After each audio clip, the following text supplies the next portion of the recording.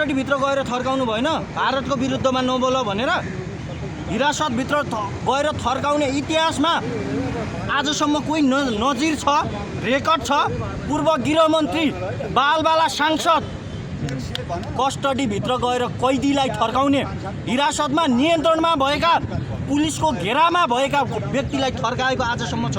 उहाँले त नयाँ नयाँ ल्याउँदै हुनुहुन्छ नि नियम उहाँहरूलाई नर्मल भयो कानुन नियम कानुन उहाँहरूलाई को उहाँहरू नेपालको नियम कानुन नेपालको अदालत नेपालको संविधानभन्दा माथि उहाँहरू को उहाँहरू यसका विरुद्ध भोलि हामी कानुनी लडाइँ लड्छौँ।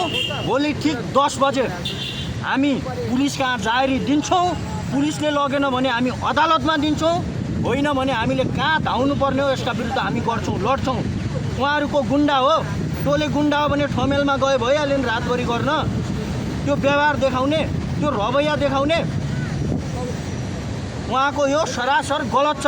हाम्रा साथीहरूलाई धम्की उहाँले चाहिँ हाम्रा साथीहरूलाई धम्काएको 24 घण्टाभित्र मेरो आइडी ह्याक भएन केही पाए उनीहरूले केही भए पो पाउँथे हामी कोहीबाट परिचालित भए पो पाउँथे हामी कोहीबाट विदेशीको फोन ल्याएर हामी चलेको भए पो पाउँथे केही पाएनन् नि त।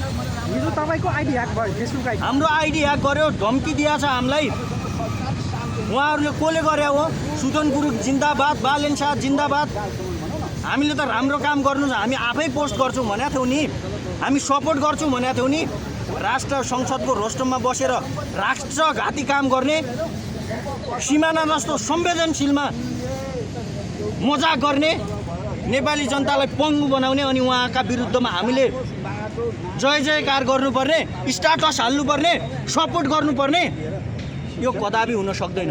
राष्ट्रवादी युवाहरू 2 जना भए पनि 4 जना भए पनि सत्यको पक्षमा उभिन्छन् लड्छन् विदेशी दलालहरूसँग हामी डराउँदैनौँ।